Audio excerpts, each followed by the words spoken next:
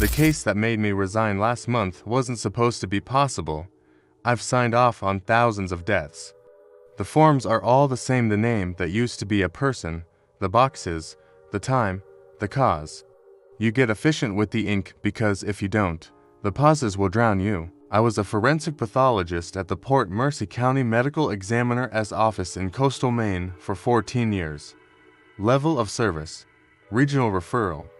We handled autopsies for 3 counties, roughly 2,700 cases a year, about a quarter of them post-mortem examinations requiring full internal and external study.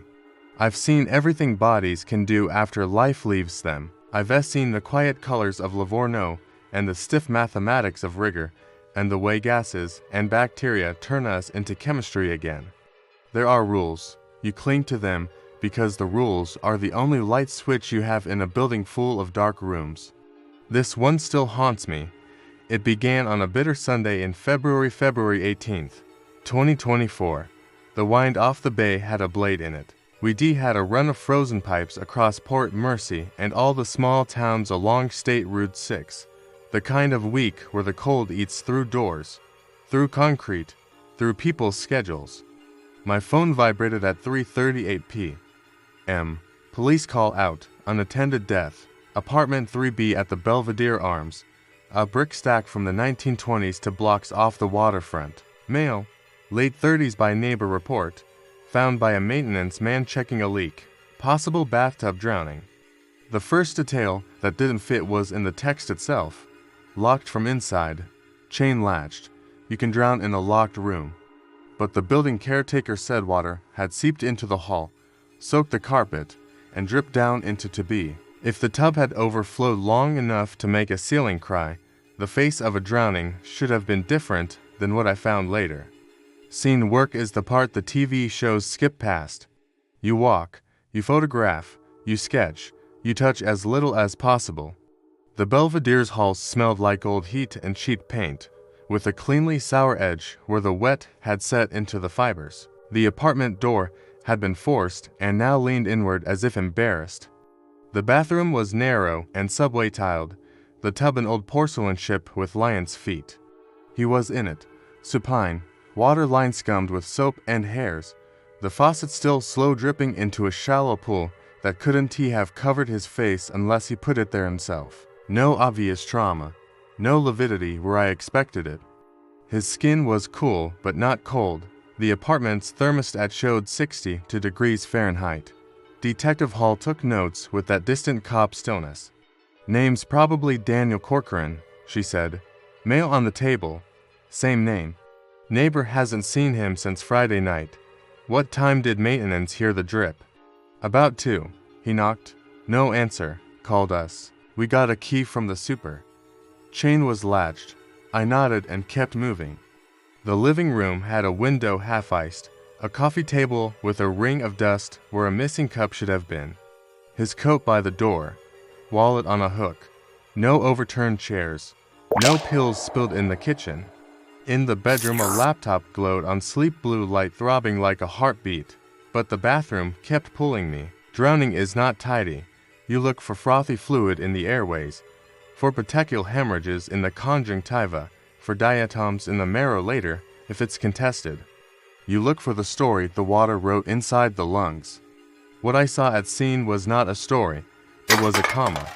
There was no foam cone at his mouth and nostrils. The fingers had no washerwoman wrinkling, which you often see if immersion lasted any significant time. His Livorno mortis, the post-mortem pooling of blood showed a weak, pale posterior pattern, not the fixed deep purples you'd expect if he'd been on his back in a tub for many hours at room temperature. Doc, Hall said softly from the doorway. I see it. I answered. Get me a vitreous if you can't wait for transport. We take vitreous humor from the eyeball because potassium levels climb in death with a fairly predictable slope, and it can help narrow a time frame. The tech with me, Nora, drew it with the delicacy of practice, labeling to gray top tubes. The clock on the bathroom wall said 3:58 when we zipped Daniel into a clean white bag and carried him past stair treads that creaked like bad knees. Back at the office, The coolers hummed their endless winter song. The air in the autopsy suite had the antiseptic sting of chlorhexidine and a low note of metal that never entirely leaves, no matter how you mop. We logged him, measured him, photographed him front, back, three-quarter, the careful geometry of the dead. He was 36 by his driver's license, 5'10", 158 pounds. I made the initial entries in the case file. Suspected drowning, undetermined circumstances, found supine in bathtub with minimal fluid level, apartment locked from inside. Want to book the post for morning? Nora asked. Tonight, I said. He's too young for me to sleep on it. I set the autopsy for 11:30 p.m. We had other cases finishing, one overdose with needle tracks like topography, one elderly fall with a heart that had given up halfway down a staircase. Their paperwork wrapped around 9:45. The building emptied in the ordinary way. Radios went quiet. The bay wind found a seam somewhere in the loading dock and whistled a single high note. I reviewed the preliminary labs at 10:20 p.m. The vitreous potassium came back at 6.1 mol/L. You don't take that number as gospel, but the equations we use put time since death around 15 to 17 hours give or take when I combined it with room temperature and the absence of refrigeration. That would place death roughly between 5 o'clock and 7 a.m. on Sunday. Maintenance had heard the drip at 2 in the afternoon. The neighbor claimed he'd last seen Daniel Friday night. None of those clocks shook hands. I checked the scene photos again. In one, the chain latch hung intact, bolted to door and jamb. In another, a faint smear of something red-brown traced from the bathroom threshold to the hall, too thin and too linear to be blood. It looked like rust water. I turned to the security packets the building manager had handed over. The hallway cameras on the third floor had corrupted from 11:58 p.m. Saturday to 12:13 a.m. Sunday snow, black, snow and then perfect again. The elevator cam worked the whole time, doors opening and closing to emptiness. Red flag 1 was the lividity. When we received Daniel, his Livorno was light and non-fixed posteriorly, more purple along his flanks where a body in water might float a little. But impressions along his scapulae said he'd been on a hard surface for hours. None of that surprised me by itself. Water can redistribute blood, and cool slows fixation. But when I pressed the Livorno with my thumb at intake, it blanched and then refilled. That mobility should have largely gone by the 15-hour mark at room temp. The apartment had been cool, yes, but not a morgue. Red flag 2 was the vitreous. 6.1 mol/L fits a relatively fresh post-mortem interval if the body's been warm. He wasn't warm, he wasn't refrigerated either. The precision of those formulas is a lie we tell students because approximations are better than guesses. But the slope of the curve was wrong. It said one thing while everything else muttered another. Red flag 3 came with the post-mortem PMCT, our little nod to the future that helps us decide how wide to cut. Drowning lungs have a certain cotton candy attenuation when they're full of froth, and they hang heavy. Daniel's lungs were heavy. Yes, 50% denser than normal by my eye, but the distribution was odd. Anterior segments more involved than posterior, as if he'd aspirated in a prone position. The sinuses were clear. You often see fluid there in immersion. The stomach contained about 200 milliliters of water. Tap.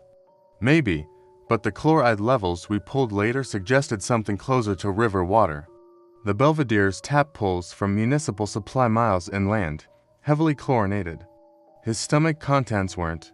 Maybe he ran the tub and then went for a walk. Nora said when I told her, deadpan humor barely covering a yawn, and came back to die in it. I said, after picking up a stomach full of the Androscoggin. She shrugged. People are weird. We rolled Daniel from the cooler at 11:26 p.m. The stainless gurney squeaked just enough to find your nerves. I could see my breath fog when we opened the door -4°C air hitting my face like a clean slap. We transferred the jaw with a block to relieve the mortician later. The mouth was relaxed but not slack. The lips parted a polite quarter-inch. I checked the paperwork. Chain of custody intact. Case number PMCT 40418. My handwriting neat in a way my life never is. I began externally, fingernails, toenails, hair, teeth, scars, tattoos. He had a thin white line across the right eyebrow that spoke of a childhood fall, a faint freckle constellation on his left shoulder blade.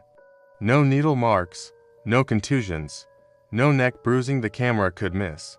His sclera were pale, his pupils 5 millimeters and fixed in that quiet way. I notched small incisions in the groin to collect femoral blood, drew urine from the bladder with the steady vacuum pop of a syringe, took a second set of vitreous for confirmation. If it sounds cold, it's because you have to do it with the lights on. At 11:50 p.m., Detective Hall knocked on the viewing room window and lifted a take-out cup like a toast. I waved her off and mouthed later. She nodded and vanished into the hallway. At 11:59, I paused, gloved hands hovering, listening to the suite. It was habit, my little respect before a Y incision, the one breath before you cut a life into chapters. The fluorescence hummed.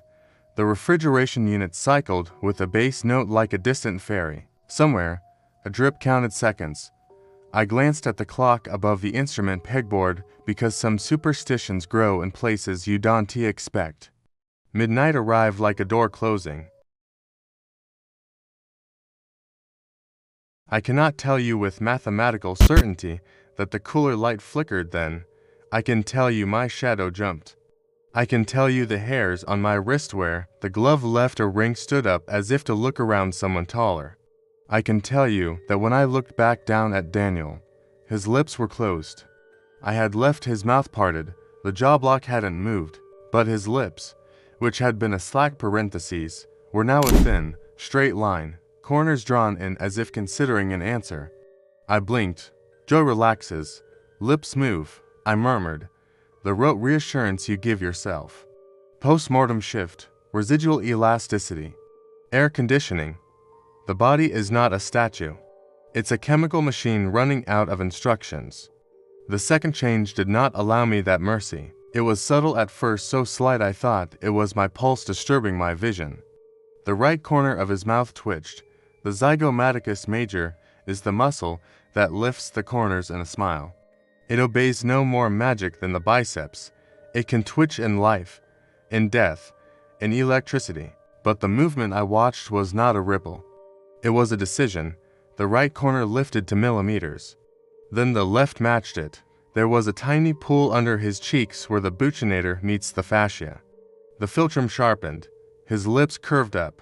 Not far, not grotesque, just enough to mean something. The clock ticked 12 o'clock to 12:01, and the camera in the corner of the suite gave a small, polite click, its recording light going from red to nothing, the way a stage light dies when a play decides not to.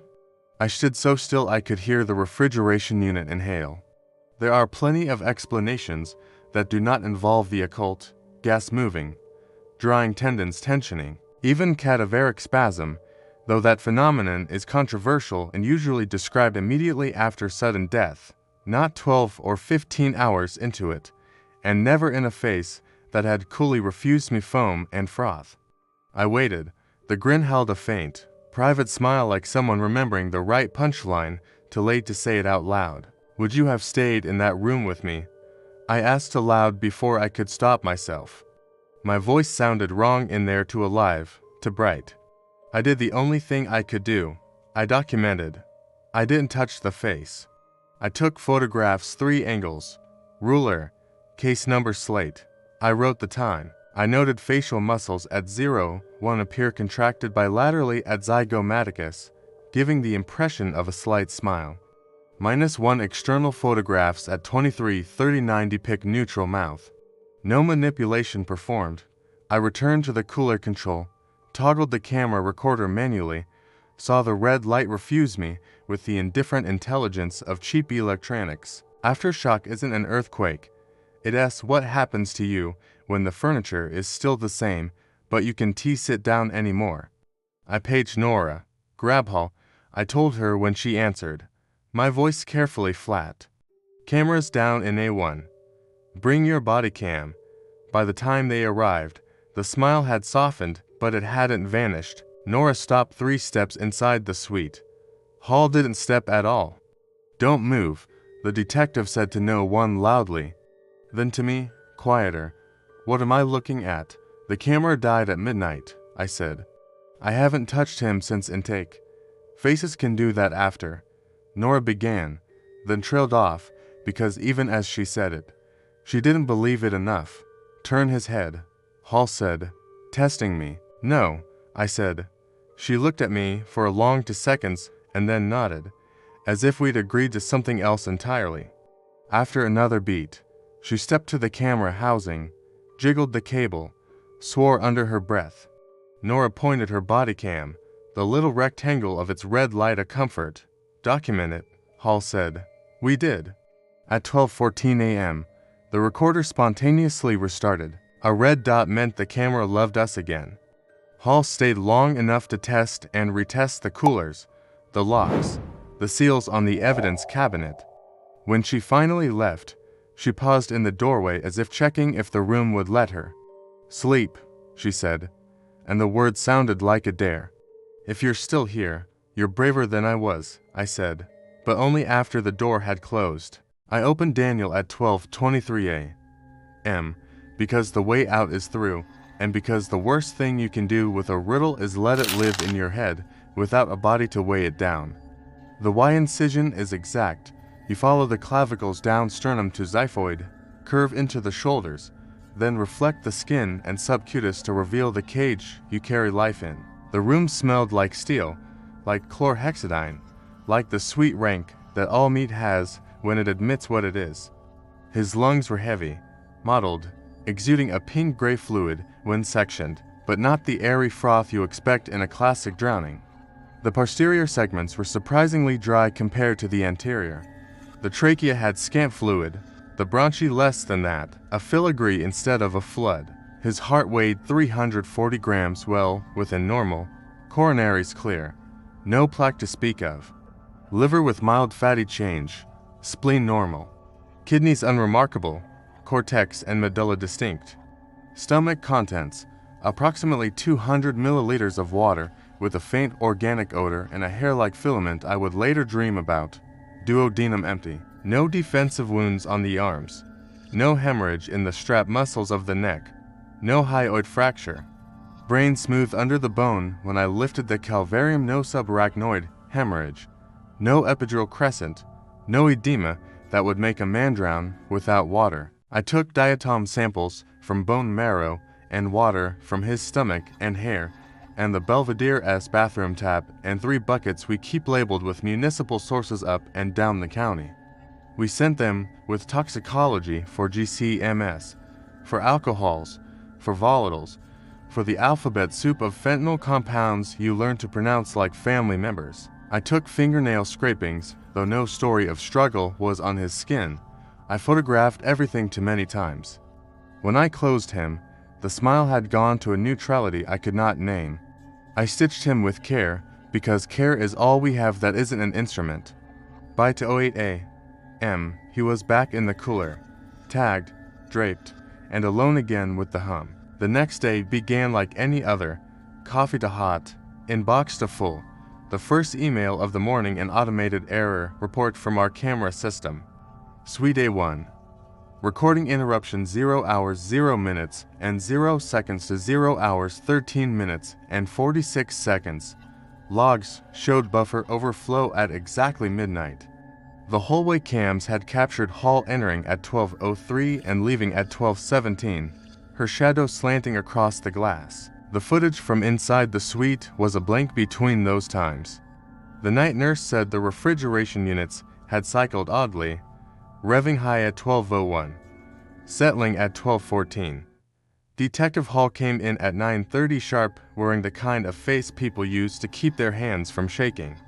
She set down a paper cup and a bag of cinnamon donuts like someone making an offering. "Tell me it's gas," she said. "I can tell you muscles sometimes contract after death," I said.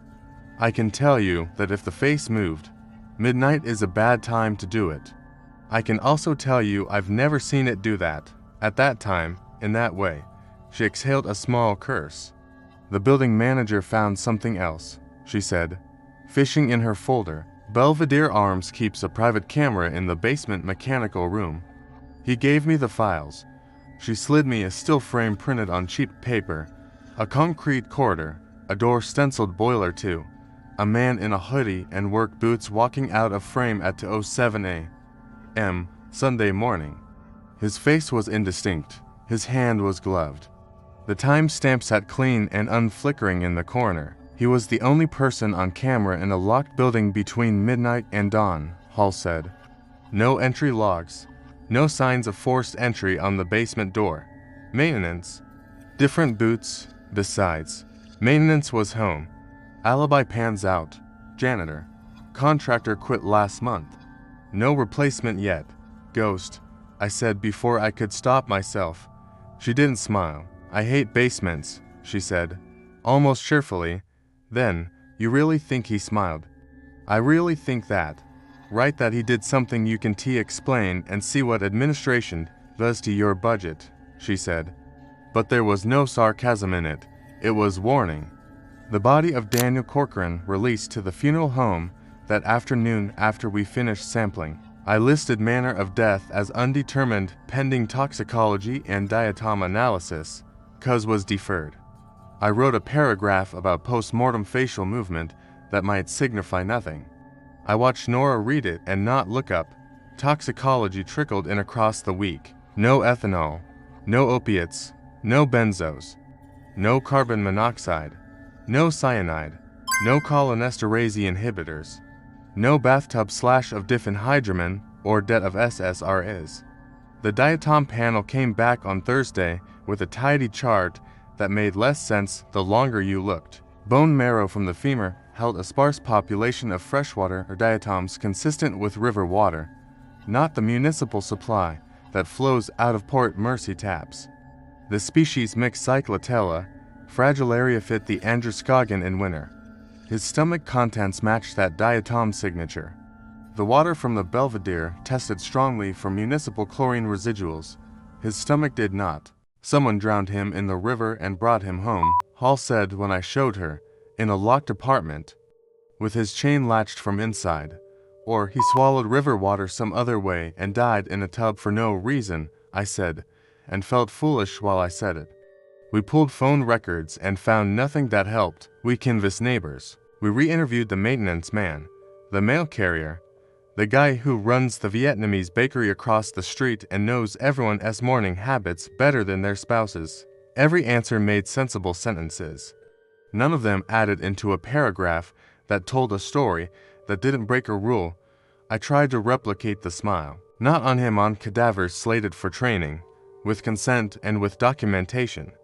We placed electrodes on the zygomatic region and passed microcurrents. You can make a dead frog's leg jump with a battery. You can sometimes induce fascicles to twitch in a human face if the tissue is still warm and the salts are willing. But what we got, on the few times we got anything at all, were ugly pulls, asymmetries, nothing that read as meaning. It should comfort you that we reached for science first. It comforted me for a while. It no longer does. There was the family, too. Daniel's sister, Mara, came to the office to view face and hands for identification. The funeral home had done their art mouth sutured, eyes closed, that gentle neutral that lets loved ones talk to the idea of a face without being interrupted by biology. Mara stood behind the glass with Hall in that terrible room where people have to be both quiet and brave. She made the kind of sound you hear in the ocean through a shell. My brother, she said to the window, and to us, and to the fluorescent lights, when he tried to win an argument. He'd do this thing with his mouth. She touched her fingers to the corners of her lips and lifted them a hair. Like a half smile, he didn't entirely mean. She looked up at me, through me. Was he, when you saw him, was he peaceful? I couldn't tell her he smiled at me at midnight when the camera died. I told her I'd done my best. The report I wrote is dry and correct. It would survive court. It would pass peer review. It gives no comfort and offers no conviction. It says, adult male found supine in bathtub with minimal water level. External, no significant trauma. Internal, lungs congested. Distribution atypical. Stomach contents contain water, with freshwater diatoms inconsistent with municipal supply. Toxicology negative. Diatom analysis suggests prior exposure to river water. Cause of death, drowning. Atypical, manner, undetermined. There is an addendum about the camera failure. There is a professional paragraph about the possibility of post-mortem facial change to environmental or muscular factors at 001 that coincided with recording interruption. It does not say he looked at me because he didn't. It does not say he smiled like a person smiles and not like a muscle moves, because I cannot quantify that in millimeters per second. I sent it to Hall. She called me 10 minutes later. I don't want to ask this, she said, but I have to. Do you ever get scared at work? I prefer alert, I said, because that's the lie that keeps the hands from shaking. I asked maintenance to check the Belvedere's basement again, she said. They found a wet footprint on concrete, bare, adult-sized, to clean for a man who came in from the river. To clear for a floor that dirty. From when? I asked. The time stamp on the nearest camera says 12:07 a.m. Sunday, she said. Right when your camera quit. We fell silent in the same second, like we'd both stepped off something together without deciding to. The administration called me in the following week. They were kind. The way administrators are kind when their job is to keep the building from catching feelings. Budget season. An audit on the camera systems. A note from legal about language like unexplained. A gentle suggestion to keep conclusions narrow. I nodded and said the right things and felt every hair on my arm remember midnight. I lasted 2 more cases. The first was a traffic fatality with numbers that behaved themselves and bones that told the honest story cars always tell. The second was a probable overdose whose lungs read like drowning too and whose pockets held a folded paper star. That one I closed my office door for. On March 5th, I typed my resignation and hovered over send for a full minute while the cursor blinked like a metronome for my pulse. The reason I gave was burnout.